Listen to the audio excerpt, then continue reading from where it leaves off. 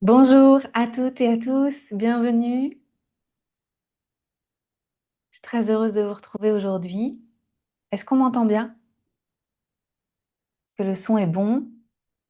Super. Merci Damien d'être là à nouveau. Bonjour à toutes et à tous. Je vois des noms de personnes que je connais. Merci d'être là régulièrement, quasiment à tous mes événements. Merci beaucoup.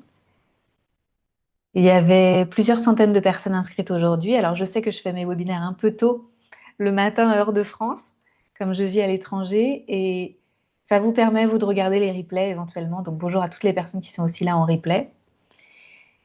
Si vous êtes là en live, comment vous allez aujourd'hui? Vous arrivez avec quelle énergie?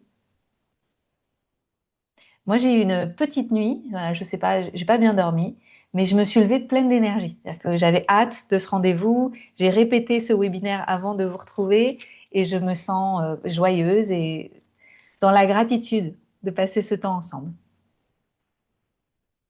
Bah oui, pareil, Kaina. On fire malgré des nuits pas folles. C'est un peu le même état d'esprit ici. Hâte de cette rencontre aujourd'hui. Merci d'être là. Je suis en Indonésie, j'habite à Bali depuis 3 ans bientôt. En avril, ça fera déjà 3 ans. Ouais. Alors, super. Alors, on va débuter ensemble. Donc, c'est parti. Moi, j'ai vraiment envie qu'on prenne ce temps ensemble comme un moment de clarté pour vous. Donc, je vous invite à couper les distractions et pas faire autre chose en même temps pour vous rendre disponible avec ce temps pour ce temps qu'on va passer ensemble. Et puis, s'il y a des choses qui vous irritent ou qui vous piquent, notez-les, parce que c'est des choses que vous pourrez explorer par la suite. S'il y a des choses qui vous inspirent aussi, notez-les. L'objectif, c'est pas d'être toujours d'accord avec moi, c'est de voir plus clair en vous, ce qui vibre juste pour vous. Je suis curieuse, qu'est-ce qui vous a donné envie d'être là aujourd'hui par rapport à la thématique de cette rencontre? Est-ce que c'est de la curiosité? Est-ce que c'est un ras-le-bol? Est-ce que c'est un appel du cœur? Est-ce que c'est une crise, un tournant de vie? Qu'est-ce qui fait que vous êtes là aujourd'hui?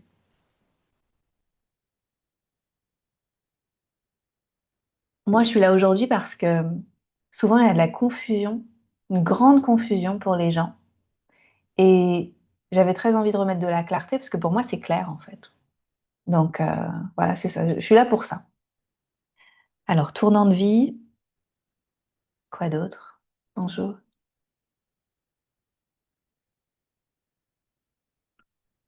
On parle beaucoup du métier de coach, surtout avec le film qui vient de sortir, que j'ai pas vu encore. Oh, coucou Isabelle. En pleine transition vers mon lancement en tant que coach et praticienne art-thérapie. Félicitations. Je me forme au coaching et j'ai commencé en janvier. Oh, oups. Et ce matin, j'ai écouté ta dernière vidéo et je me suis dit, OK, je vais en savoir plus. OK, super.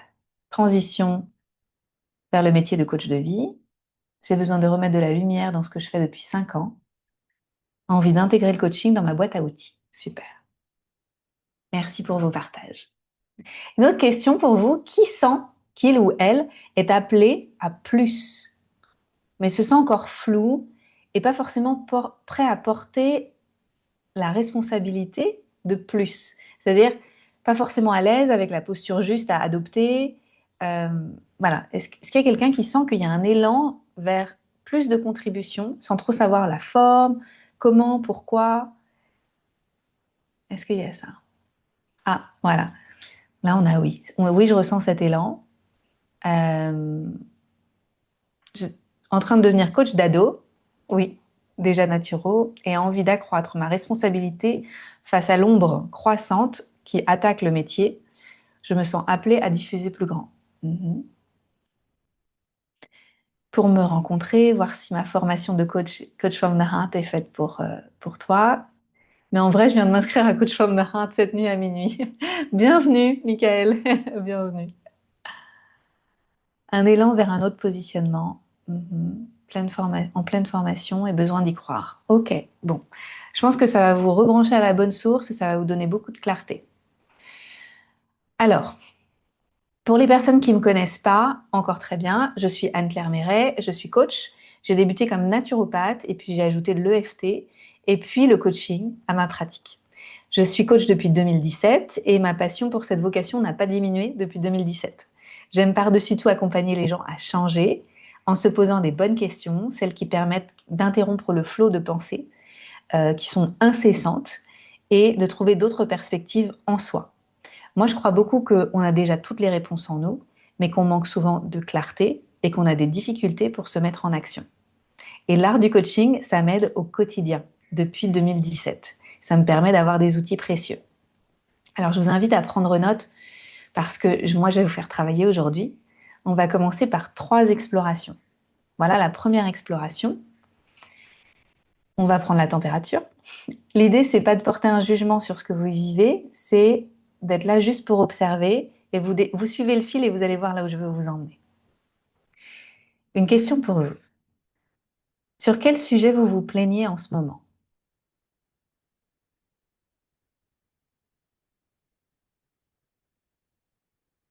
En général, c'est assez évident, hein. Ça vient assez vite puisque c'est des pensées récurrentes. Qu'est-ce que vous dites vouloir plus? Qu'est-ce que vous dites vouloir tout court, mais que vous ne choisissez pas vraiment?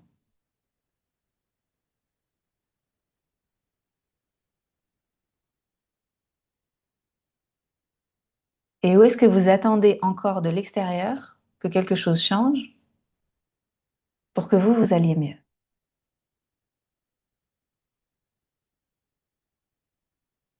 Par exemple, pourriez-vous plaindre de ne pas avoir assez de temps? Et en fait, vous pourriez éventuellement être quelqu'un qui remplit ses journées à 110%. Et donc, vous n'avez jamais de temps. Ou vous pourriez être quelqu'un qui se dit, j'ai envie d'être en couple, j'ai envie d'être en couple, j'ai envie d'être en couple, mais qui finalement ne va faire des pas que vers des gens qui ne sont pas disponibles. Ou encore, pourriez-vous dire, ah, je veux changer de travail, je veux changer de travail, je veux changer de travail, et c'est ce qui tourne en boucle. Mais vous n'osez pas aller regarder en face les peurs qui sont là en lien avec le fait de changer de travail. Est-ce que ça vous parle? Parce que moi, ça m'arrive encore hein, de me plaindre parce que les choses ne bougent pas. Mais en fait, souvent, je me rends compte assez rapidement que c'est parce que je n'ai pas fait de choix arrêté, je flotte un peu. Et j'attends à l'extérieur que quelque chose bouge pour moi. Pour les gens qui sont là en live, je remets les questions ici.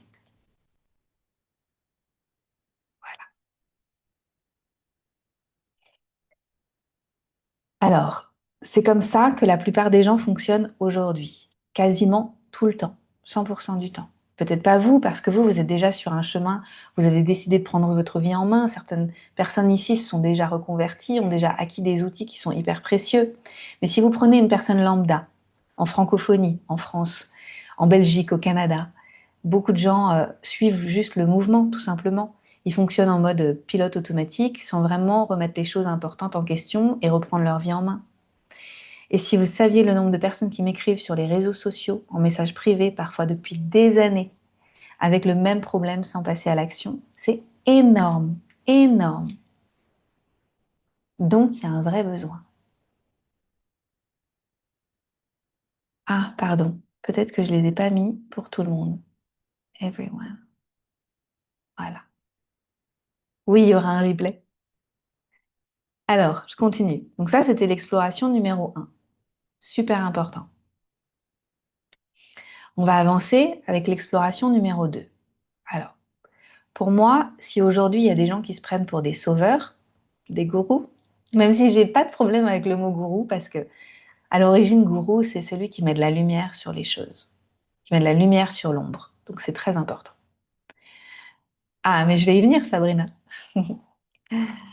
Alors, pourquoi il y a des sauveurs? Pourquoi il y a des gens qui se prennent pour des gourous et qui... Voilà. Pourquoi ça se passe en fait aujourd'hui et même depuis la nuit des temps, à mon avis, hein. C'est qu'en face, il y a des personnes qui cherchent à être sauvées ou qui remettent leur pouvoir à l'extérieur. En fait, il y a juste, c'est l'offre et la demande, en fait, hein, tout simplement. Et remettre son pouvoir à l'extérieur, c'est quelque part très humain.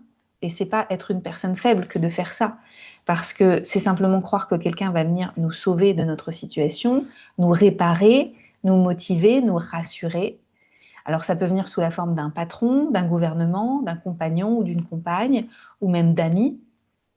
Remettre son pouvoir à l'extérieur, ça ressemble à quoi? Ça veut dire attendre sans cesse que notre valeur soit reconnue et se contorsionner pour plaire aux autres.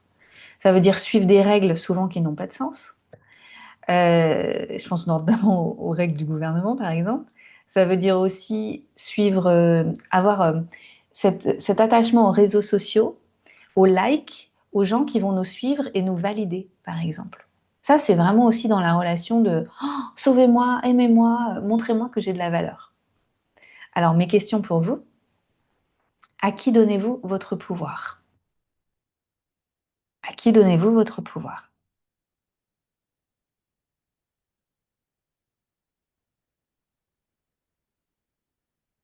Ou est-ce que vous attendez encore une permission de quelqu'un d'autre pour faire ce que vous voulez faire, pour être qui vous voulez être? Et si vous repreniez 100% de votre puissance personnelle cette semaine, là, boum, dès cette semaine, qu'est-ce qui changerait concrètement? Qu'arrêteriez-vous de faire ou que commenceriez-vous à faire?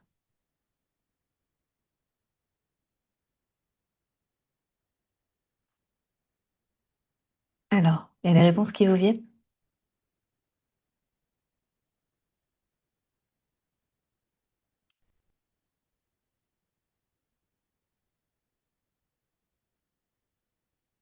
Ça peut être des petites choses. Moi, j'attendais, d'ailleurs, j'ai eu la réponse, enfin, j'ai eu une date aujourd'hui, mais j'attendais après quelqu'un une date de notaire pour signer pour un projet ici. Et du coup, je me sentais complètement en pause, en fait. Et donc, les questions sont écrites là, dans le chat.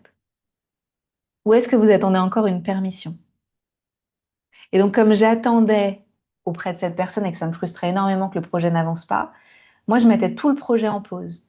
Alors qu'en fait, en début de semaine, je me suis remise sur le projet, dessiner les plans, vraiment aller plus dans le détail sur ce que je voulais, etc., etc. Peut-être que c'est ça d'ailleurs qui a débloqué la situation, parce que depuis quelques semaines, j'attendais après elle et je pestais et j'étais frustrée que ça n'avance pas, alors que je suis prête. Et, euh, et en fait, moi, j'avais quand même la main sur d'autres choses. Et énergétiquement, j'ai pu me remettre en mouvement. Ça vous parle? Il y a beaucoup d'attentisme. Et vous savez, il y a une épidémie aujourd'hui de fatigue chronique. Les gens sont épuisés hein, depuis quelque temps. Moi, je pense que les gens sont surtout fatigués de vivre comme ça, de vivre avec une énergie qui est diluée, à ne pas faire la distinction entre ce sur quoi ils ont la main, ce sur quoi ils n'ont pas la main, là où ils remettent leur pouvoir à l'extérieur,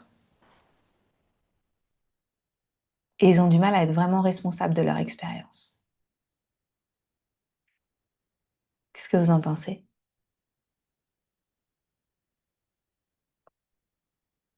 Donc ça, c'était c'était l'exploration, pardon, numéro 2. Et j'en ai une troisième pour vous. Exploration numéro 3.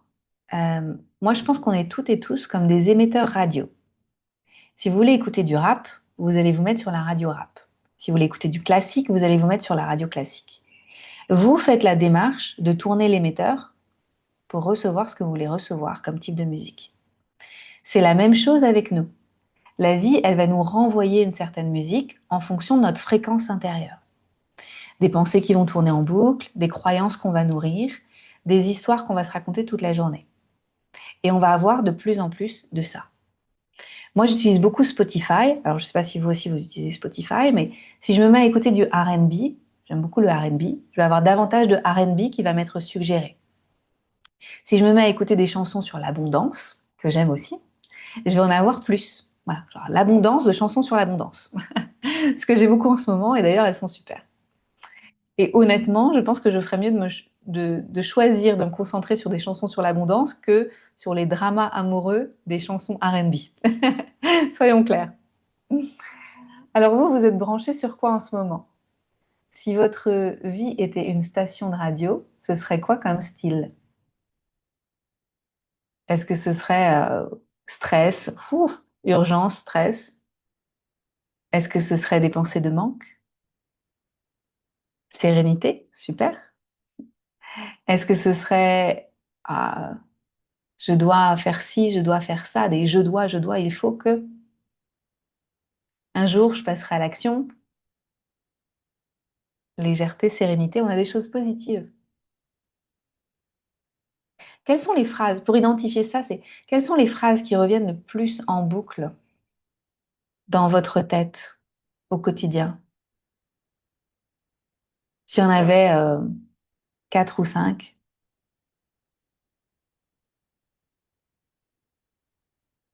ce serait quoi? Je dois rester patiente, des chansons d'émotions tristes.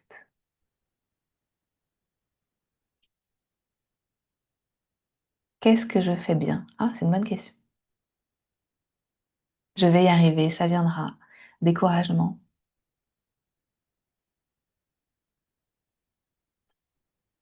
Quand je pourrais commencer à faire je ne lâche rien, tout est possible. Bon, on a des belles radios là, hein. Merci pour vos partages.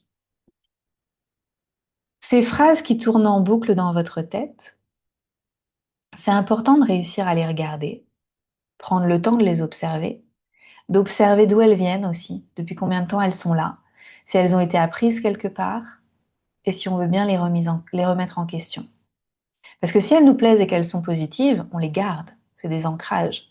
Mais si elles viennent nous drainer notre énergie et elles nous maintiennent au sol et nous empêchent de nous envoler dans cette vie, on doit être capable d'aller les regarder en face et venir, c'est-à-dire dépioter pour pouvoir voir si on peut faire autre chose avec elles, changer de perspective et les transformer. Alors, pourquoi je vous ai fait travailler sur ces 3 explorations-là? Parce que si c'était facile de changer, les gens le feraient. Tout le temps, tout seul. Ah, j'ai envie de changer un truc, je le fais. J'arrête de fumer, boum. Je change de travail, boum. Je déménage à l'étranger, boum. Je quitte une relation qui est difficile pour moi en 3 minutes parce que voilà, j'ai compris que ça m'allait pas, boum. Mais c'est pas ça qui se passe aujourd'hui. La plupart des gens, ils n'arrivent pas à changer. Ils n'arrivent pas à se mettre en mouvement pour se transformer. Ils n'arrivent pas à changer de boulot même si ça fait 5 ans qu'ils en parlent. Pour moi, c'est pas un manque d'intelligence. C'est pas non plus un manque de volonté. Pour moi, c'est un manque de plusieurs ingrédients que je vais vous expliciter maintenant. Alors, ingrédient A, un manque de qualité de présence à soi, de qualité de présence à son monde intérieur, à ce qui se joue en soi. Parce qu'on est distrait, on regarde toujours vers l'extérieur. C'est aussi un manque de qualité de présence à son environnement, parce qu'on a tiré des conclusions à propos de l'environnement et on a du mal à avoir de la curiosité pour ce qui est possible. On est sclérosé. Et donc, du coup, on a un problème de présence à la vie qui circule en soi et tout autour de soi, qui, elle, vient nous amener de la vitalité, du renouveau en continu, des nouveaux possibles, mais qu'on ne voit pas parce qu'on n'est pas dans la présence. Donc ça, c'est l'ingrédient numéro 1, et pour moi, c'est le plus gros, c'est le plus important dès le début.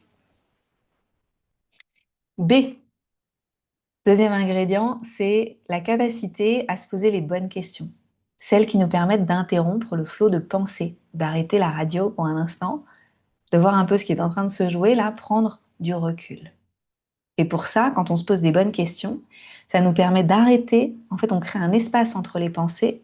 On se dit, ah mais attends, mais c'est vrai, je pense comme ça. Mais comment ça se fait que je pense comme ça vient d'où? Est-ce que ça me sert? Est-ce que ça m'est utile? C, ingrédient C, la capacité à écouter ce qui se passe quand on fait une pause et qu'on laisse émerger des nouvelles perspectives, des réponses différentes, des élans du cœur qui viennent des profondeurs. Pour changer, les ingrédients pour changer. D, la capacité à honorer le fait que oui, autre chose est possible et de créer un plan pour passer à l'action aujourd'hui, demain et après-demain. Donc, je répète, 1, la présence, 2, la capacité à se poser des bonnes questions, 3, la capacité à écouter. Quoi d'autre est possible? Avoir des réponses différentes et les prendre au sérieux. Et D, honorer ses visions en choisissant de passer à l'action, prenant des décisions et en décidant d'avoir un plan d'action. Pas juste de rester à l'état de rêve, de, de mirage. Non, non, non. Vraiment décider que ce rêve va devenir un projet. From the heart. Merci Sandrine. Et c'est ça que le coaching permet. Lors d'un accompagnement en coaching, on offre un espace pour se déposer, d'arrêter d'être dans une forme de performance du paraître et cesser le mode pilote automatique. Ça permet de respirer, d'être présent à soi et d'explorer. de se rencontrer vraiment profondément. Et puis, il y a des outils, des processus pour pouvoir avancer, changer de perspective sur nos situations et décider d'autres choses. Et grâce à la présence du coach, le cadre, la bienveillance et en même temps son regard sur nous, la confiance concernant le fait qu'on a déjà les réponses et qu'on va les trouver et que c'est OK d'explorer et d'avoir peur et de douter et de traverser ces processus-là, c'est juste essentiel pour pouvoir changer. Qu'est-ce que vous en pensez? Qu'est-ce qui vous a le plus marqué avec ce que j'ai partagé?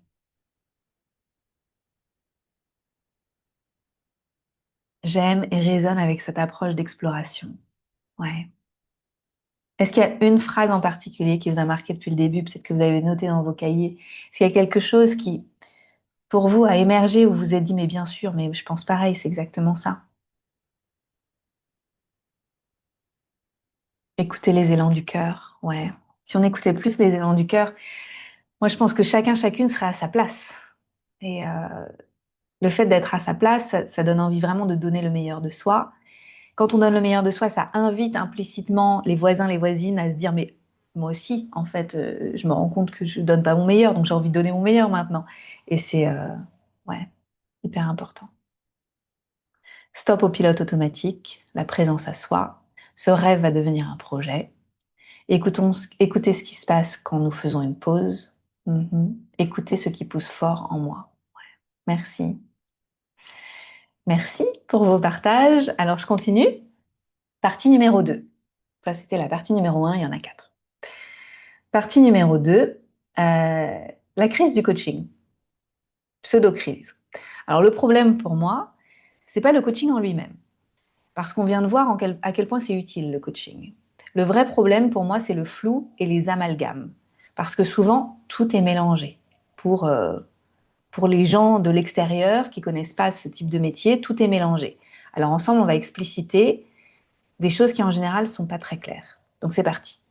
La thérapie. La thérapie, c'est pour s'occuper du passé, pour s'occuper des traumatismes, réparer un vécu d'hier, faire sens de son histoire, comprendre quelles sont les cartes qu'on a tirées pour être plus en paix aujourd'hui, pour créer sa vie avec ces cartes-là et ne plus souhaiter que ces cartes aient été différentes. Vous voyez? Parce que si on est tout le temps en train de souhaiter que les choses aient été différentes, on ne peut pas du tout vivre au présent et dans le futur. En fait, on est en train de ressasser comme un caliméro un passé qu'on ne peut plus changer. En fait, le passé est passé.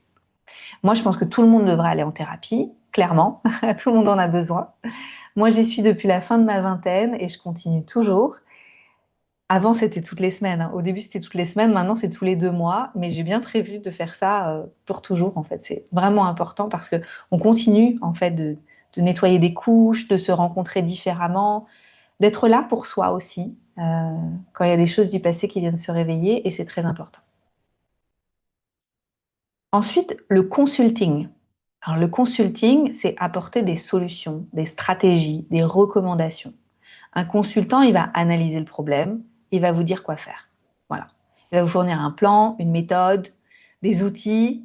La logique, c'est il a l'expertise et il va vous donner la meilleure solution à essayer là maintenant et il va vous dire qu'en dites-vous, on y va.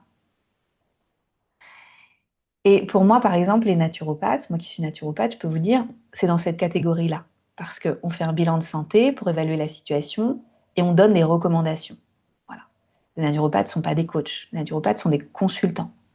Ils vont apporter des solutions, des stratégies, des recommandations. Ensuite, autre catégorie, le mentorat. Alors, il s'agit là de transmettre une expérience et accompagner l'évolution d'une personne. Le mentor a déjà vécu un chemin similaire que la personne a envie d'emprunter. Il va partager ce qu'il a vécu, ce qu'il a compris, ce qu'il a intégré au fil de ses expériences. Et le mentor va aider à développer du discernement chez la personne accompagnée, soutenir des transformations internes, dépasser des peurs, travailler sur le sentiment d'identité, devenir une personne qui est capable de, sur la posture, gagner en confiance, aussi bien que sur le passage à l'action. Donc, là, il y a un peu des similarités avec le coaching, mais quand même, le mentor donne des conseils par rapport à son expérience. Il y a un prisme. Par exemple, moi, il m'arrive d'être mentor pour les entrepreneurs, puisque j'ai très bien réussi dans mes activités. Et il m'arrive aussi d'être mentor, par exemple, pour des personnes qui veulent écrire des livres, parce que j'ai moi-même écrit 13 livres. Et j'ai accompagné beaucoup de personnes à accoucher de leurs ouvrages et se faire publier. Et ça, c'est du mentorat. C'est clair jusque-là?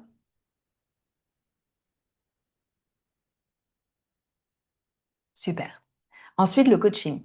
Le coaching, on a vu ensemble, la posture du coach, elle permet de créer un espace où les gens viennent vraiment se rencontrer, se déposer, voir ce qui se joue aujourd'hui. Ils font de la clarté sur leur situation actuelle ou présent. Ne sous-estimez pas le fait qu'il y a beaucoup de gens qui n'ont pas ces espaces-là de clarté pour voir comment ils se sentent avec leur situation actuelle et décider de changer. Vraiment, hein, c'est énorme. Le nombre de personnes qui ne font que courir et qui ne se posent pas pour ça, c'est colossal. Donc, avec nous, les coachs, euh, ils vont pouvoir vivre cet espace où ils vont comprendre là où ils ont envie d'aller dans la vie, en fait. Donc, on va les emmener, nous, dans un voyage. Ce voyage du point A, où ils vont se dire, bon, bah voilà, j'en suis là, il y a des choses que j'aime, il y a des choses que j'aime moins, et demain, enfin, dans quelques mois, j'aimerais en être au point B.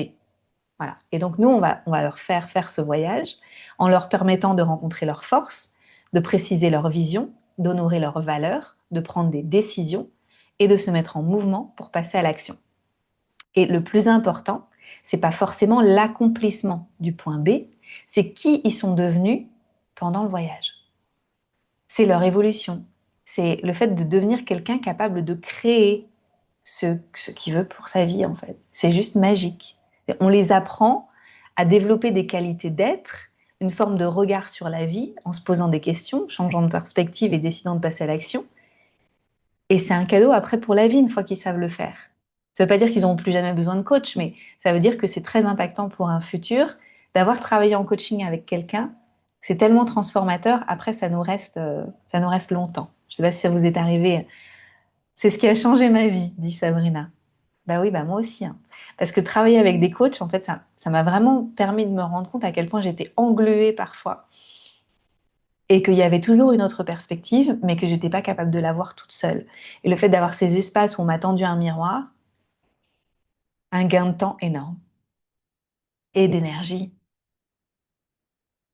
Alors, j'aimerais aussi citer une dernière chose. C'est la spiritualité, c'est les pratiques spirituelles. Alors moi, je pense que les pratiques spirituelles, elles peuvent vraiment nous aider et que quelque part, elles sont très chic parce que tout à l'heure, j'ai parlé de la présence à soi, être capable de faire une pause, s'arrêter en conscience et écouter le silence à l'intérieur. Et depuis cet espace peuvent émerger nos réponses, tout simplement.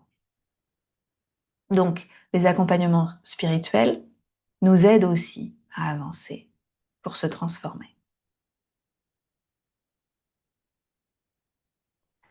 Voilà, est-ce que c'est clair pour vous, toutes ces différences entre les différentes pratiques?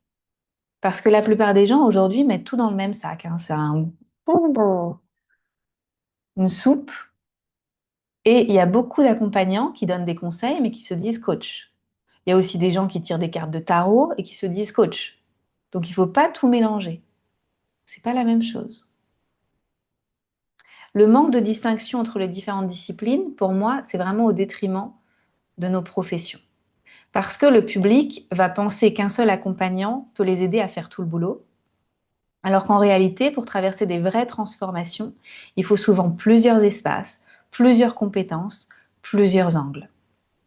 Un thérapeute pour aller apaiser le passé, un coach pour clarifier, responsabiliser, décider, avancer, un mentor pour montrer ce qui est possible et encourager l'expansion, un consultant quand on a besoin de conseils et d'experts, de structure et de stratégie. On n'a pas besoin d'un sauveur, on n'a pas besoin d'une personne toute puissante qui saurait tout faire, qui serait tout pour les personnes qu'elle accompagne, ce serait un peu de la folie, mais on a besoin de se constituer des équipes autour de nous. Et moi, en tant que coach, je connais plein de gens à qui je recommande. En fait, je connais tellement d'accompagnants maintenant que moi, quand j'ai quelqu'un en coaching et que c'est pas dans ma sphère d'influence, Je dis, OK, c'est pas pour moi. Voilà. Aujourd'hui, le problème, c'est que dans le public, dans les gens qui cherchent à trouver des solutions à leur souffrance, il y a beaucoup de personnes qui sont coincées dans une forme d'attente infantile, qui sont là, mais dis-moi quoi faire, je suis en telle souffrance, dis-moi quoi faire, ou guéris-moi, sauve-moi. Et c'est pas ça que la vie, elle nous demande dans l'expérience humaine. Les gens, ils aimeraient bien que ce soit comme ça, mais la vie, elle nous emmène à travers des défis pour retrouver petit à petit notre puissance personnelle et comprendre ce qui est juste pour nous. Et chercher une petite pilule magique, ça crée énormément de déceptions. Alors du coup, il y a des personnes qui vont voir des coachs en pensant qu'ils vont faire de la thérapie parce que c'est un peu flou. Il y en a d'autres qui vont voir des coachs en pensant récupérer des stratégies business clés en main. Il y en a d'autres qui vont voir des coachs en pensant qu'ils vont leur prédire leur avenir et que ça va les soulager parce qu'ils vont tout savoir à l'avance. Et finalement, les gens arrivent et se disent mais le coaching, ça marche pas. Alors qu'en fait, c'est pas le coaching qui marche pas, c'est la confusion sur ce qu'on est en train d'acheter qui est le problème. Et c'est aussi pour moi la porte ouverte à beaucoup d'abus. Parce que quand tout est flou, tout devient possible, quoi. Il y a des gens sans formation sérieuse qui se positionnent comme des coachs, des gens qui savent pas tenir un cadre émotionnel, qui vont accompagner des traumas lourds, des gens qui savent pas accompagner la responsabilité, qui vont encourager une forme de dépendance pour prendre plus de séances. C'est dangereux pour les clients et pour la crédibilité de nos métiers. Et puis, il y a une autre conséquence importante, c'est qu'on va finir par juger toute une profession entière à partir de quelques mauvaises expériences isolées. Donc, un mauvais coach, ça va devenir la conclusion que les gens vont tirer, le coaching, c'est une arnaque. Un mauvais thérapeute, la conclusion que les gens vont tirer, c'est oh, la thérapie, ça sert à rien. Alors qu'en réalité, ils ont juste il y avait un mismatch. Il y avait peut-être en face des gens qui cherchaient des sauveurs et qui savaient pas trop, il n'y avait pas la clarté de là où ils allaient s'insérer. Et puis en face, bah, des personnes qui n'ont pas bien fait leur travail, qui n'ont pas offert un cadre clair, qui sont pas restées dans le cadre de ce qu'elles pouvaient proposer de par leurs compétences et leurs expériences. Voilà. Alors pour moi, le monde a besoin de meilleurs accompagnants. D'abord, c'est des personnes qui sont mieux accompagnées, mieux formées, des personnes qui sont bien formées, qui ont beaucoup pratiqué aussi au sein de leur formation. Et après, alors pour moi, la clé pour intégrer ce qu'on apprend dans une formation, c'est la pratique. Apprendre dans une formation, c'est génial, on prend des notes, on va pratiquer sur soi, éventuellement on va pratiquer avec une personne de la formation, un binôme ou des personnes de notre entourage, et c'est essentiel pour pouvoir faire sens de ce qu'on a appris. Mais derrière, si on n'a pas pratiqué à fond, on ne va pas intégrer les outils. Et donc vraiment, ça c'est très important, cette phase d'intégration, elle est essentielle. Ensuite, les personnes, pour moi, on a besoin de plus de personnes qui sont conscientes de leurs limites. C'est-à-dire, je suis capable de faire ça aujourd'hui avec ce que j'ai appris et ce que j'ai pratiqué, mais ça, c'est pas ma sphère d'influence. Et donc, je ne vous prends pas en coaching pour cette thématique, je ne vous prends pas dans mon espace de transformation pour travailler ça ou ça. Vous irez le travailler chez quelqu'un d'autre si c'est quelque chose que vous souhaitez travailler. Voilà. Ça, c'est mon champ d'expertise. Ça, ce serait plus juste avec quelqu'un d'autre. Voilà. C'est ça la maturité et c'est essentiel. Alors, maintenant, je vais vous proposer quelques critères. J'ai fait une petite liste pour choisir un accompagnant solide. C'est-à-dire, comment on choisirait un coach solide? Ça ressemble à quoi? Alors, quelques repères simples, une petite liste. Déjà, où est-ce que la personne, elle s'est formée? Est-ce qu'elle a fait une vraie formation ou est-ce qu'elle a pris un truc sur Groupon qui dure un week-end? Je ne sais pas si Groupon, ça existe toujours. Mais vous savez, un truc un peu cheap, voilà, juste quelques heures et elle croit qu'elle est coach. Est-ce que la personne est non seulement formée, mais est-ce qu'elle pratique ce qu'elle dit qu'elle pratique? Ou est-ce qu'en fait, derrière, elle fait du consulting ou du mentorat ou autre chose? Autre chose, je pense à autre chose, par exemple. Il y a des gens qui sont des experts parce qu'ils ont dépassé des choses. Je pense, par exemple, à des patients experts. Quelqu'un qui aurait dépassé une maladie. Allez, disons, par exemple, quelqu'un qui aurait dépassé l'endométriose, cette maladie qui touche une femme sur 10 ou voire plus. Il y a beaucoup de personnes qui ont dépassé l'endométriose aujourd'hui. Et elle pourrait dire, je suis coach pour les femmes qui ont de l'endométriose et qui veulent s'en débarrasser parce que j'ai appris beaucoup de choses. Ben non, en fait, vous n'êtes pas coach, vous êtes plutôt consultante parce que vous avez appris des choses et vous allez donc recommander un plan d'action pour aider la personne à se transformer. Mais vous n'avez pas appris le cadre du coaching pour aider la personne à trouver ses propres ressources de transformation. C'est pas la même chose. Donc, est-ce que les gens qui disent qu'ils font quelque chose, derrière, délivrent exactement la chose qu'ils disent qu'ils font? Voilà. C'est important d'avoir cette distinction. Est-ce que cette personne parle de ses limites ou est-ce qu'elle prétend pouvoir tout faire? Voilà. Alors ça, on peut le savoir, je pense, on peut le savoir déjà quand on lit un site internet, par exemple, une personne qui nous dirait, oh, je peux vous aider à tout dépasser, ça. Ou quelqu'un qu'on verrait en séance découverte. Souvent, les premières séances sont offertes dans le monde du coaching. C'est le plus courant. Et ben, ça permet de rentrer en connexion, puis de savoir s'il y a un bon feeling qui passe, et puis de comprendre ce sur quoi on pourrait s'accorder pour travailler ensemble. Et si la personne, elle nous dit, ah oui, oui, je peux tout faire. Ok, tout faire. Ok. Donc là, j'ai un besoin là. Je peux tout travailler. Ok. Ben non, pas forcément, en fait. Ça, pour moi, ça, c'est pas forcément, c'est pas juste. C'est souvent même pas juste. Donc, est-ce que la personne est capable de dire, je suis pas la bonne personne pour vous, ou ce serait plus juste de l'aborder avec une personne qui propose X ou Y pratique. D'ailleurs, j'en ai dans mon carnet d'adresses et je saurais vous recommander les bonnes personnes. Ensuite, le point suivant, pour moi, c'est est-ce que vous sentez que vous pouvez faire une bonne équipe avec cette personne ou que vous la mettez sur un piédestal? Parce que pour moi, avancer en coaching, c'est faire équipe ensemble. Et si vous êtes là, oh là là, mon Dieu, mais cette personne, j'ai trop de chance de travailler avec elle, je vais boire ses paroles comme du petit lait, je vais faire tout ce qu'elle me dit, on n'est pas dans du coaching. Le coaching, c'est un espace où on est d'égal à égal, un espace où le coach ne sait pas pour vous. Et donc, c'est important de revenir dans cet espace ouais, de coopération, c'est ça. Ça, c'est un point hyper important. Ouais. Et puis, est-ce que cette personne, elle met l'accent sur votre puissance personnelle, c'est-à-dire sur votre capacité à émerger et qu'elle vous regarde avec des yeux d'émerveillement et elle dit, mais oui, c'est possible. Et vous voyez, ou est-ce qu'elle met l'accent sur son propre statut en voulant être à tout prix une bonne coach? Parce que c'est ce qui est le plus important pour elle. Parce que pour moi, une bonne coach va vous ramener toujours, toujours à vous, à votre puissance personnelle. Ouais. Ça va jusque-là? Est-ce que ça vous parle? Il y aura un replay. Bonjour. Les personnes qui arrivent en cours de route. Super. Je suis contente de faire la clarté sur tout ça parce que c'est super important.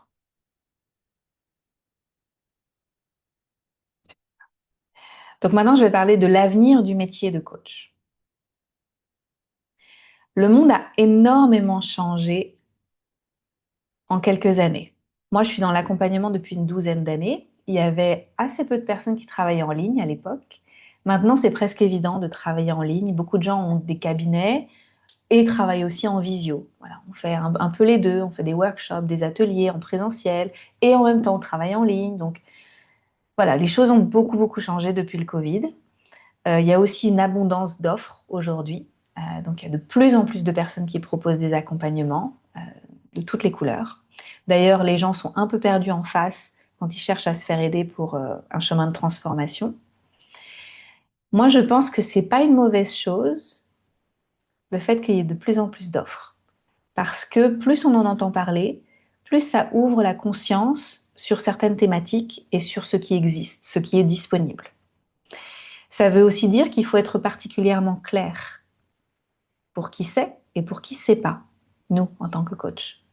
Et il faut aussi que l'accompagnement soit de qualité, cohérent et ancré.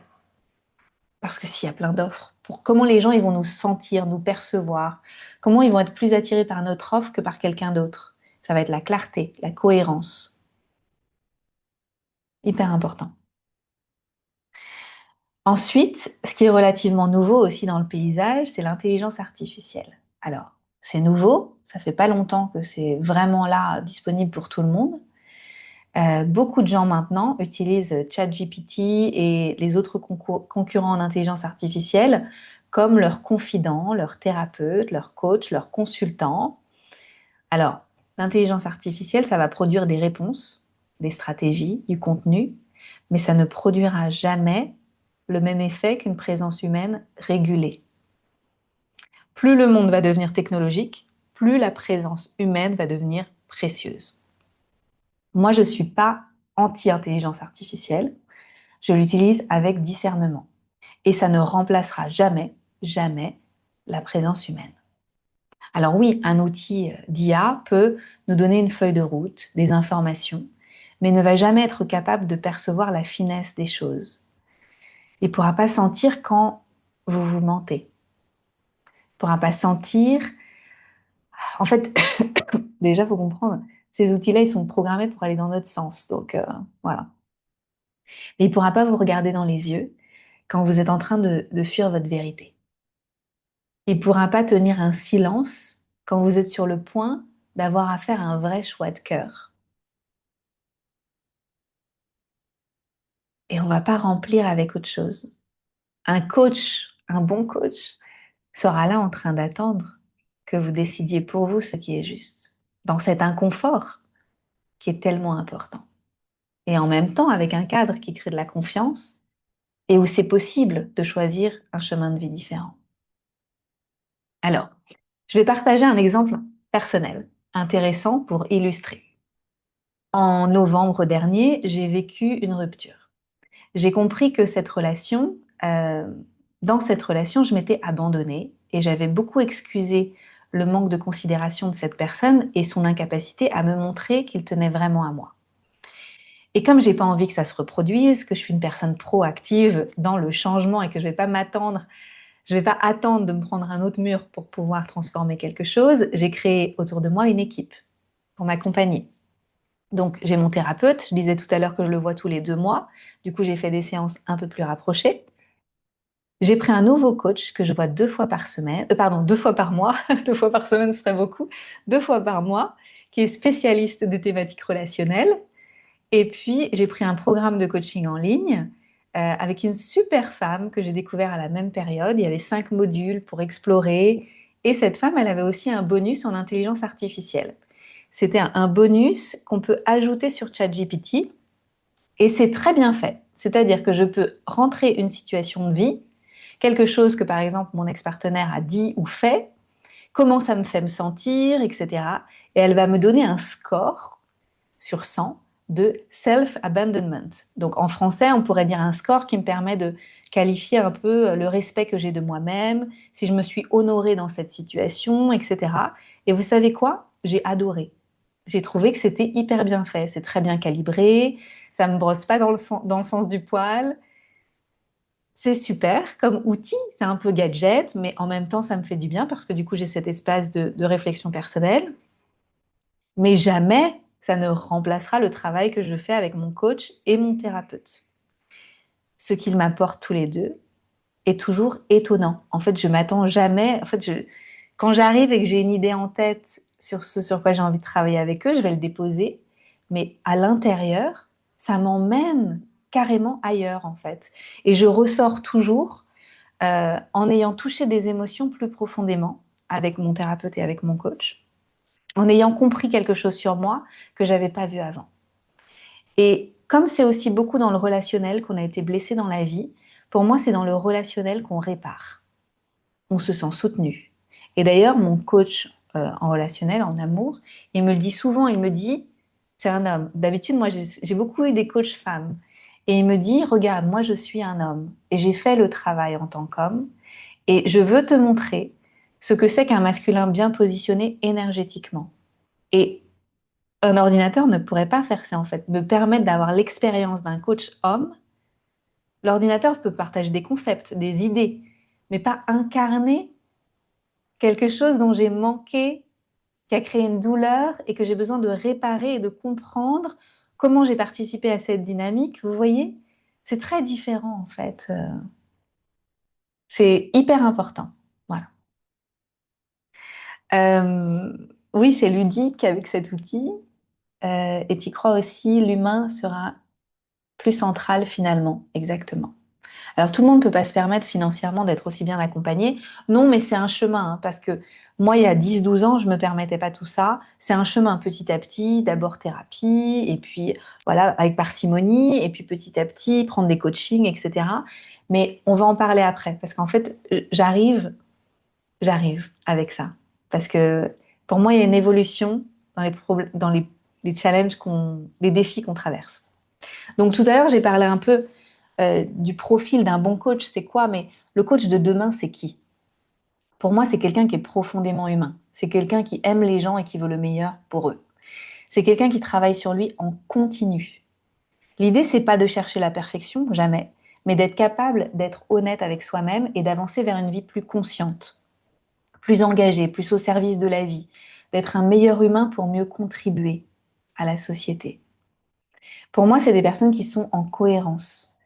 C'est, on dit en anglais, je crois, marcher sa parole. Et c'est des personnes qui sont qui ils disent qui sont qui elles disent qu'elles sont. Vous voyez? C'est la même personne dans la vie, c'est la même personne sur les réseaux, c'est la même personne au travail. Il y a une cohérence. Voilà, une cohérence. Une harmonie. Il y a aussi de la clarté dans ce que la personne va dégager, dans ce qu'elle va partager. Elle va poser un cadre qui est clair, qui est carré. Il va pas coacher en douce. Vous voyez? Euh, le coach de demain, il sait dire non. Il sait aussi se laisser toucher par l'émotion des autres, mais sans se laisser embarquer par l'émotion de l'autre. Il travaille sur sa posture et pas seulement sur ses outils. Hyper important. Je vais vous parler des outils. Le problème aujourd'hui, en parlant d'outils, parce que je pense qu'en fait, beaucoup de gens ont plein d'outils, mais il y a un manque de digestion des outils. Il y a un manque d'intégration des outils, de travail en profondeur avec les outils. Et moi, je le dis tout le temps aux personnes qui font ma formation Coach from the Heart, la pratique, c'est la clé. En pratiquant avec des profils de personnes différentes, les outils vont s'intégrer. C'est évident.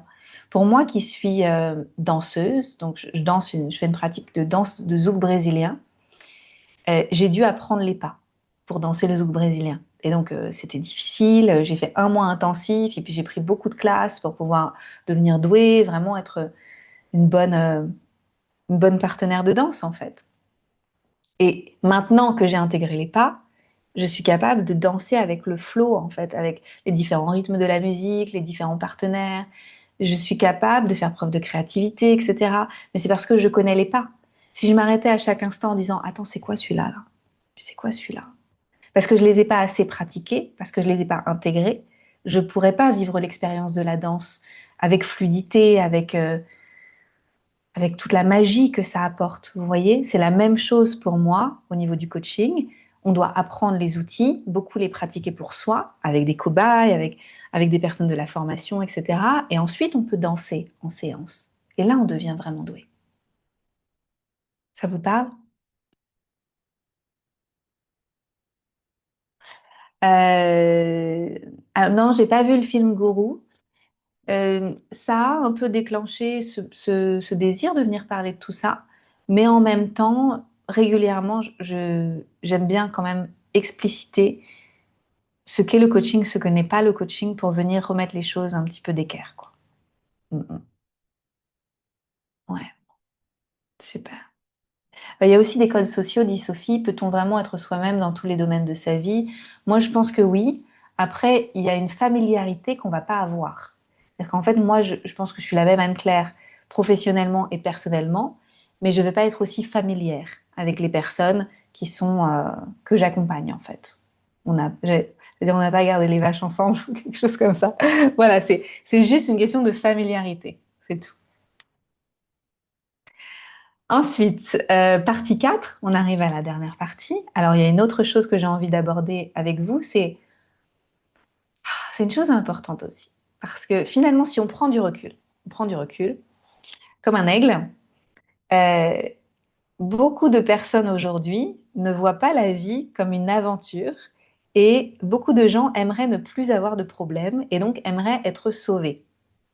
Je pense aussi qu'il y a peut-être des accompagnants qui aimeraient régler les problèmes des gens et les sauver et qu'il n'y ait plus en fait des problèmes. Mais tant qu'on sera vivant, on aura des challenges. Ça fait partie de l'expérience humaine. La question, c'est pas d'en avoir moins ou plus. La question, c'est est-ce que les défis qu'on traverse nous élèvent?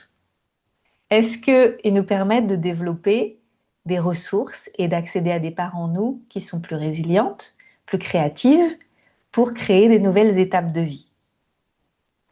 Et bon, voilà.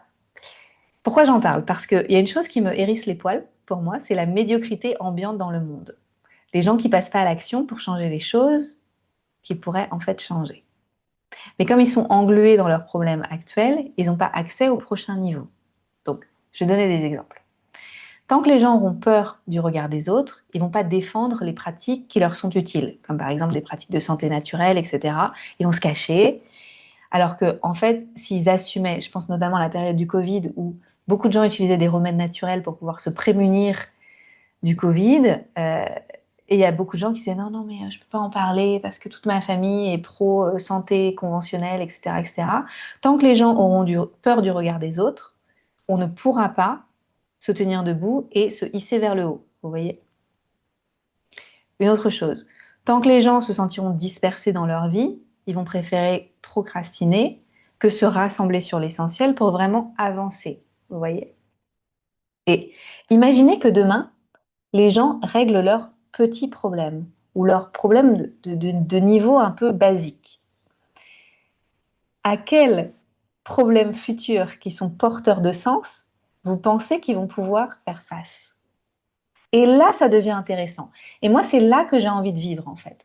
Parce que une fois qu'on a débloqué, désamorcé Dramaland, moi j'appelle ça Dramaland, le monde du drame, quand on ressasse toujours les mêmes pensées, qu'on ne change pas ce qui nous irrite, etc., euh, on a accès à autre chose. Engagement, discipline, leadership, responsabilité, impact. Je vais vous donner un exemple concret. Aujourd'hui, beaucoup de personnes n'ont pas travaillé sur leur rapport à l'abondance. Donc, déjà, beaucoup de personnes ne pensent pas que ce soit quelque chose qui se travaille. Donc, elles sont souvent figées dans des idées fausses, comme l'argent fait le mal dans le monde, ou si je devrais être riche, si je devais être riche, ce serait facile. Et comme c'est difficile, c'est que c'est pas mon destin. Voilà. Donc voilà, c'est le genre de pensées qui tournent en boucle. Et comme elles sont engluées dans leurs problèmes d'argent, ils peuvent pas s'occuper de problèmes plus qui élèvent, vous voyez, s'engager pour des causes. Ils se sentent petits face aux problèmes du monde et du coup ils se disent ah mais non mais moi j'ai déjà mes petits problèmes donc je vois pas comment je pourrais contribuer à la résolution de plus grands problèmes, vous voyez. Et ça c'est hyper important à comprendre que on a besoin de coachs qui permettent aux gens de dépasser, j'allais dire, leurs problèmes de bas niveau. Alors, c'est sans jugement parce que les problèmes de bas niveau, ils peuvent être terriblement difficiles, délicats à traverser, douloureux. Et ça, je ne le remets pas en cause, hein. C'est Viktor Frankl qui dit que nos difficultés, nos douleurs, c'est comme si ça remplissait toute la pièce. On peut avoir des difficultés, des challenges de vie qui peuvent sembler peanuts, mais en fait, on va le vivre comme si ça remplissait toute la pièce. Ça prenait toute la place. Et on peut vivre des choses mais horribles, avoir des accidents terribles, des accidents de vie, être amputé, plein de choses absolument horribles, etc. Et ça va remplir pareil toute la pièce. Donc en fait, les gens, même s'ils sont dans des problèmes, je dirais, de bas niveau, ils, se, ils ont la même douleur, vous voyez. Mais c'est important d'aller adresser tout ça et de désamorcer pour devenir des personnes qui sont capables d'accéder à des défis plus grands, à des problèmes plus importants, j'allais dire, pour pouvoir contribuer à faire évoluer le monde dans le sens où on a envie qu'il évolue. Donc, si vous regardez aujourd'hui vos problèmes à vous, est-ce que vos problèmes vous élèvent? C'est-à-dire que, est-ce que c'est des choses en lien avec la visibilité, le leadership, l'impact, votre capacité à être le changement que vous voulez être dans le monde? Ou est-ce que c'est des plus petites choses qui vous drainent, qui vous retiennent, qui vous pèsent?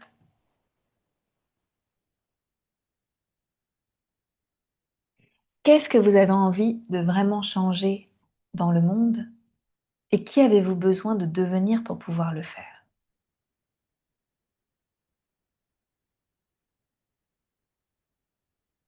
Et est-ce qu'il n'y a pas des bénéfices cachés à continuer de nourrir ces petits problèmes?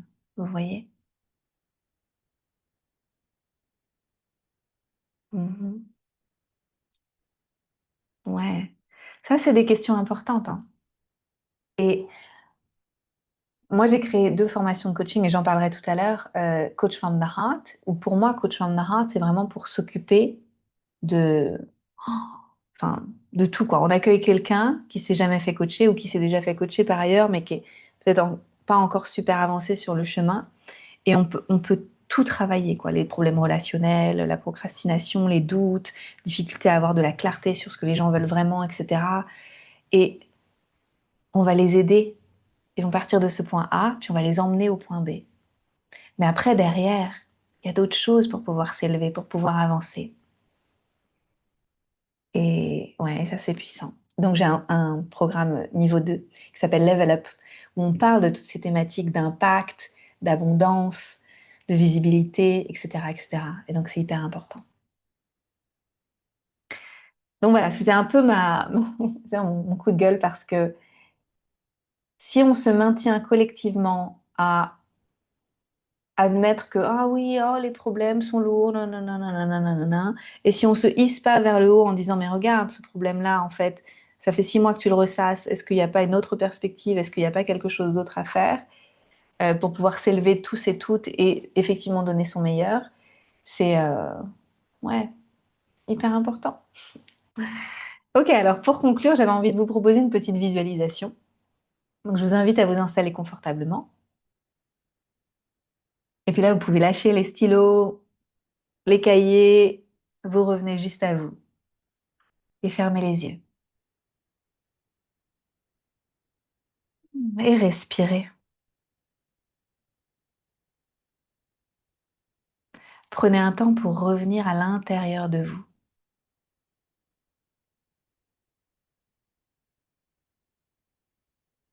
Vous pouvez vous concentrer sur votre respiration sans chercher à la contrôler. Sentir votre corps.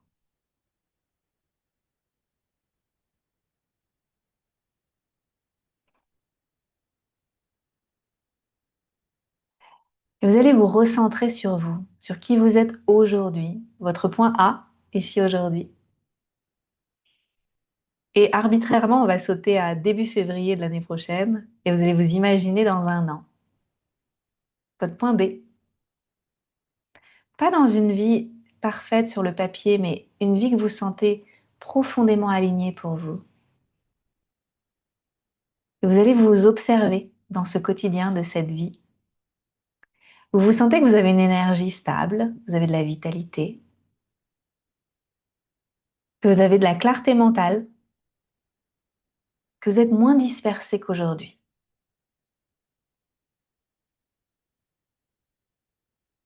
Vous avez appris à poser de meilleures limites.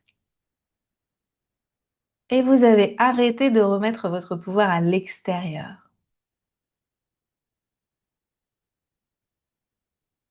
Vous avez constitué une équipe pour vous aider quand vous en avez eu besoin.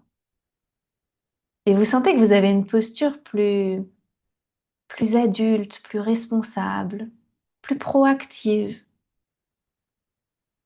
Regardez-vous dans cette scène. Comment vous vous tenez? Quelle est votre posture?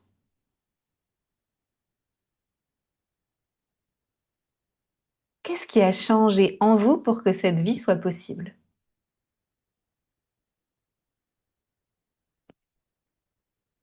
À quoi vous avez commencé à dire non?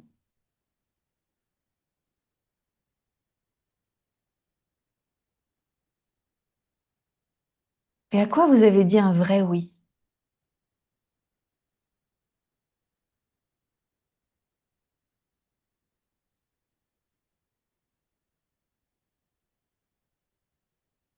Et je vous propose maintenant de vous connecter à votre cœur et d'écouter. Est-ce qu'il a un message pour vous aujourd'hui? S'il avait une chose à vous dire, ce serait quoi?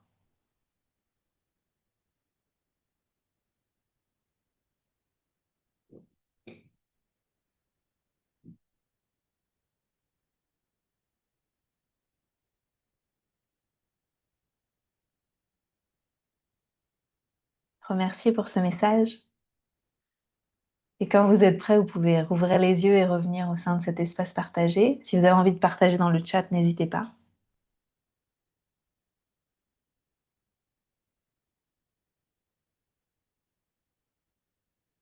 Moi, mon cœur, il me dit, go, go, go. Il me dit, le meilleur est à venir. Prends ta place, occupe ta place. Parle de ce qui t'intéresse, de ce qui te passionne. Crée des espaces comme celui-là pour transmettre, sourire. Bravo d'oser. Je t'aime et je te soutiens. Magnifique. Expérimente, essaye.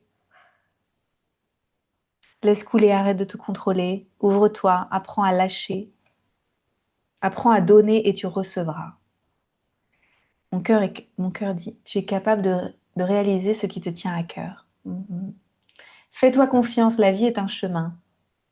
Tu es capable, tu as toutes les ressources. Tu brilles déjà de ce que tu souhaites transmettre. Prends ta place. Tu as ta place. Ne t'abandonne pas, reste avec toi. Merci pour tous vos partages, c'est magnifique. Donc le coaching a changé ma vie et la vie de beaucoup de personnes autour de moi. J'espère qu'aujourd'hui ça vous aura apporté de la clarté, que ça vous aura permis d'avoir des clés pour vous éclairer, pour voir si effectivement c'est juste pour vous, peut-être de vous former au coaching ou de vous affirmer en tant que coach si vous êtes déjà coach.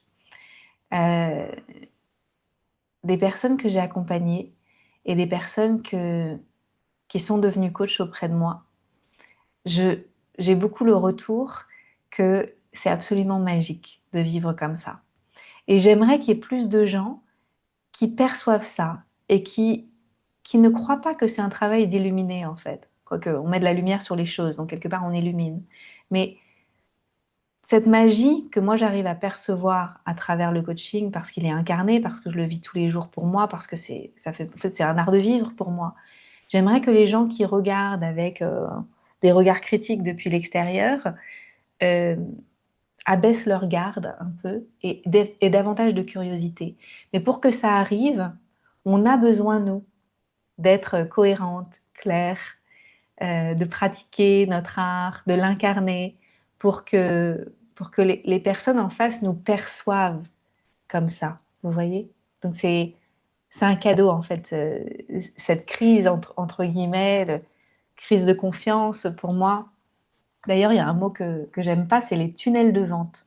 Moi, je dis des tunnels de confiance, par exemple. Donc, pour les gens qui ne savent pas en marketing, les tunnels de vente, il y a des personnes qui vont vous suivre sur les réseaux sociaux ou sur votre podcast, etc. Puis vous allez leur proposer un produit gratuit ou un événement comme aujourd'hui. Et puis derrière, vous avez un programme ou un accompagnement ou quelque chose. Donc, on appelle ça un tunnel de vente. En fait, moi, j'appelle ça un tunnel de confiance. C'est apprenez à découvrir mon univers, comprenez comment moi j'ai travaillé sur moi et ce qui est important pour moi et la vision que j'ai du monde et comment j'ai envie de contribuer et que les choses changent. Et si vous voulez en être, rejoignez-moi. Et c'est exactement comme ça que le monde devrait être. Donc c'est l'essentiel, quoi. Voilà. Donc, parfois, j'oublie que tout le monde ne vit pas comme ça. Parce que mon environnement aujourd'hui est principalement comme ça. En fait, il est constitué de personnes qui sont dans le coaching. Donc, c'est très, très uplifting. En fait, ça nous hisse vers le haut. Et donc, pour moi, me former au coaching, vous l'avez compris, ça a été un des meilleurs investissements de ma vie. D'ailleurs, j'ai fait 5 formations de coaching. Et les personnes que je forme me disent aussi c'est l'un des meilleurs investissements de leur vie. Ils se servent constamment des outils, même des années et des années après, et même s'ils font éventuellement d'autres formations. Ils reviennent toujours à l'essentiel. Donc ma formation Coach from the Heart revient là dans une dizaine de jours. On débute fin de semaine prochaine, la prochaine édition. J'ai formé près de 400 coachs. Vous pouvez consulter les nombreux témoignages de plein de personnes qui ont fait des vidéos avec chacune des profils très différents et aller découvrir leurs expériences de reconversion. Il y a des personnes qui sont venues, qui ont fait Coach from the Heart, qui faisaient des choses complètement différentes avant. Et puis, il y a des personnes qui étaient déjà accompagnantes, mais qui avaient envie d'avoir des outils de coaching pour pouvoir accompagner différemment. Par exemple, moi, en tant que naturopathe, devenir coach, j'ai vraiment compris ce que ça voulait dire d'aider quelqu'un à changer. et pas juste lui donner des conseils. Et donc, c'était très précieux. Donc, au niveau des profils des personnes qui s'inscrivent à cette formation, on a à peu près 50-50, des personnes qui se reconvertissent et qui ne faisaient pas du tout de l'accompagnement avant, et 50% des personnes qui sont déjà dans l'accompagnement holistique. On a des profs de yoga, on a des art thérapeutes, on a des personnes aussi dans le milieu conventionnel, on a pas mal d'infirmières, on a des médecins. Voilà, il y a beaucoup de profils très différents, donc je vous invite à aller regarder les témoignages parce que c'est ce qui parle le mieux. Moi, je peux en parler, mais voilà, c'est moi qui l'ai créé, donc forcément, je l'adore. Mais allez regarder ce que les gens ont vécu parce que c'est important. Voilà, Coach from the Heart, je l'ai créé pour accompagner avec le cœur, mais aussi pour avoir une posture solide et des outils qui sont clairs et efficaces.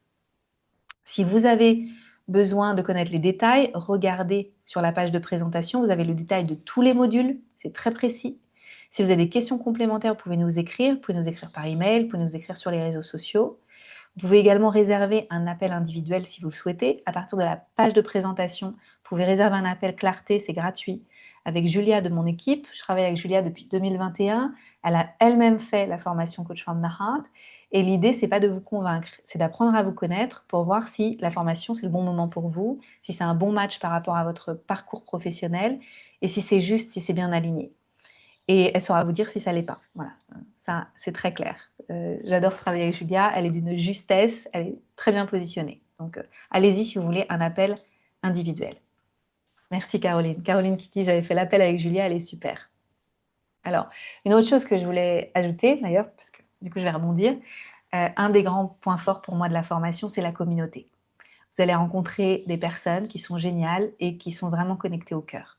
Des personnes qui ont envie que les choses changent dans le monde, mais qui comprennent que ça doit commencer par elles. Et donc, qui sont engagées avec courage, même si ce n'est pas toujours facile, à se transformer elles-mêmes pour pouvoir avancer et créer le monde qu'elles ont vraiment envie de créer. Et pour moi, qui, dans le passé, moi, j'ai beaucoup pesté du fait de me dire « Ah, mais je suis la seule à penser comme je pense, je me sens isolée, c'est difficile, etc. » Le fait d'avoir créé cette communauté que je trouve extraordinaire, je me dis « Mais quel cadeau, en fait, je me sens plus seule sur ce chemin, à souhaiter que le monde ait une tonalité différente, des possibles différents, que les choses évoluent dans le bon sens. » Eh bien, aujourd'hui, je nous sens ensemble. Et ça, c'est juste magique. Donc ça, sachez-le, c'est très important. C'est travailler avec moi, oui, Coach from the Heart, mais c'est aussi travailler avec des personnes formidables. En fait, c'est avancer avec des personnes formidables et c'est découvrir un espace où il y a beaucoup de cœur, il y a beaucoup d'amour et en même temps, beaucoup de cohérence et beaucoup de justesse. Et on travaille. Et on pratique. On pratique, on pratique, on pratique. Hyper important. Voilà, est-ce qu'il y a des questions? Alors, c'est allé un peu vite dans le chat et j'avais envie d'aller jusqu'au bout de ma présentation. Est-ce que... euh, alors, est-ce que je fais du coaching? Oui, je fais du coaching principal, c'est-à-dire en individuel. Donc, moi, la façon dont je travaille actuellement, donc j'enseigne le coaching niveau 1, niveau 2. J'ai des accompagnements en groupe, à la fois sous forme de programmes avec des appels en plus. Donc, par exemple, j'ai des thématiques comme par exemple travailler sur l'argent avec Make Money from the Heart.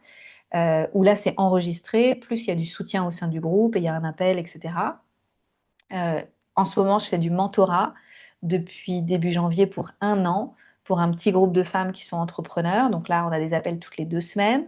Donc, c'est vrai que c'est un métier qui est très créatif, où ça peut se dessiner de différentes façons. Et j'ai aussi des accompagnements ponctuels, voilà, en individuel, mais je fais beaucoup moins d'individuel maintenant que j'ai toutes ces offres qui accompagnent des groupes. Voilà. Mais je fais beaucoup d'individuel au début. Et moi, je recommande énormément de faire de l'individuel au début. Avec plaisir. Belle journée aux personnes qui partent maintenant. Est-ce qu'il y a d'autres questions, d'autres choses? Ah, merci pour ce moment. Commencer sa journée de cette façon, c'est précieux. Je file travailler avec une énergie folle. Merci, merci. Merci pour ce temps de transmission. Ah, alors, est-ce que la formation n'est pas trop dure, intense? Alors, la formation, elle est dure. Elle est assez intense quand même, parce que ça demande beaucoup de réflexion personnelle. Je dirais que c'est plus de ce côté-là qu'elle est intense. En termes de travail personnel, ça demande une journée complète par semaine ou 2 demi-journées. et plus si affinité, parce qu'il faut aussi du temps éventuellement pour lire les livres. Et ça comprend la pratique avec une personne à chaque fois pour faire les exercices. Mais si vous voulez pratiquer avec beaucoup plus de personnes, pour pouvoir intégrer plus vite tous les exercices, ça va vous demander plus de temps. Donc, est-ce que c'est difficile? Je dirais pas que c'est difficile. Je pense que d'ailleurs le coaching, moi je trouve que c'est très simple.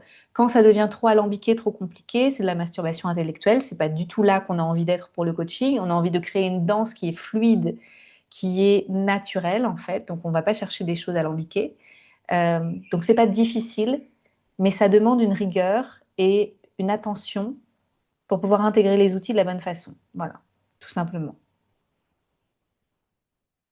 Il n'y a pas de prérequis pour rejoindre Coach from the Heart, sinon celui d'avoir de la vitalité. C'est-à-dire que pour moi, quelqu'un qui n'a pas de jus, quelqu'un qui est vraiment en burn-out total, qui attendrait d'être sauvé, ou voilà, qui n'a pas l'énergie vitale, c'est pas le bon moment en fait. Voilà. Pour moi, il faut d'abord se régénérer, se recharger, avoir de l'énergie pour pouvoir se consacrer à ces questions qui vont être super importantes. Voilà. Alors oui, c'est une formation qui est certifiante, donc vous avez la possibilité de passer ou pas l'examen à la fin de, de la formation. Alors j'ai laissé la possibilité de passer l'examen ou pas, parce qu'il y a des personnes comme moi hein, qui font plein de formations et qui viennent parce qu'elles veulent acquérir des outils et qui n'ont pas forcément besoin d'une validation. La certification, elle se passe comment? Donc quand vous vous inscrivez, vous recevez un formulaire écrit à remplir où on va évaluer un petit peu vos réactions par rapport à différentes situations de coaching. Ensuite, vous devez faire au moins 10 séances de coaching et faire signer des attestations de présence, de participation pour ces séances. Et vous devez en enregistrer 2 et nous les envoyer pour qu'on les regarde. Et là, on va juger, on va vous faire des retours et on va vous dire, voilà, peut-être il y a des choses à corriger, on va vous demander d'autres vidéos, ça peut arriver. Et puis voilà, tout simplement. Mais c'est pas difficile. C'est une fois que vous avez pratiqué et que vous avez les outils, c'est pas difficile. Audrey, tu dis, j'ai une résistance au terme coach. Et ben moi aussi, j'en avais un avant. Je jugeais le coaching comme étant peu noble. Surtout moi qui venais de la santé naturelle, plutôt de la libération émotionnelle, c'était beaucoup plus, pour moi, c'était plus noble. Jusqu'à ce que je découvre le coaching, en fait, et que je comprenne que le mot coach vient de coche. Et coche, c'est la voiture qui emmène du point A au point B. Et donc aujourd'hui, il a une connotation parce qu'il était associé à des personnages, il a été galvaudé, etc. Mais si on revient à l'origine, c'est un coche. En fait, on amène quelqu'un à travers un voyage, en fait, humblement. Et donc aujourd'hui, moi, je suis OK avec ça. Est-ce que grâce à Coach from the Heart, vous pouvez créer votre méthode, votre offre à construire pendant que vous suivez la formation? Alors, je ne dirais pas que vous pouvez créer votre méthode, mais vous pouvez créer votre accompagnement signature. C'est-à-dire que euh, vous allez créer, par exemple, vous allez définir un profil de personne que vous souhaitez accompagner. Si je reprends tout à l'heure une femme qui vient avec de l'endométriose et vous êtes déjà accompagnante en santé naturelle, par exemple, vous allez apprendre comment vous allez créer un accompagnement suivi pour accompagner les personnes d'un point A à un point B. Par exemple, une femme qui serait venue, qui se sentirait vraiment down, quoi. Ce serait difficile pour elle de se faire confiance, de faire confiance à son corps, de prendre des décisions importantes qui pourtant, parce que radicales parfois, euh, qui pourtant l'aideraient vraiment à s'occuper mieux d'elle-même et de sa santé, de s'écouter. Là, vous pourriez créer un accompagnement signature pour pouvoir aider la personne à comprendre ce qu'elle veut vraiment dans la vie, définir sa vision, identifier ses valeurs de vie, et puis ensuite dessiner un plan d'action. Donc ça pourrait prendre par exemple 5 séances. Oui, une formation pour apprendre à devenir coach. La certification, c'est simplement une certification que nous, on vous donne de notre entreprise Live from the Heart. Elle n'est pas reconnue, par exemple, au niveau français pour obtenir un financement ou quelque chose comme ça. D'ailleurs, mon entreprise n'est pas basée en France, elle est basée au Royaume-Uni. Mais il y a des personnes qui arrivent à obtenir des financements de leurs entreprises. C'est arrivé parce que les entreprises avaient alloué des budgets, etc. Donc nous, on donne un devis et puis les gens ont réussi à le faire financer parfois. Merci pour cette clarté et ces partages enrichissants avec plaisir. Certainement le plus beau métier du monde, je pense aussi. Merci. Juste pour finir sur la certification, il y a des personnes pour qui c'est très important d'avoir des certifications qui sont diplômées, reconnues, etc., de certains courants, et pour qui c'est très important. Alors, je peux comprendre qu'il y ait une partie en lien avec le financement, mais il y a aussi une partie en lien avec la souveraineté personnelle.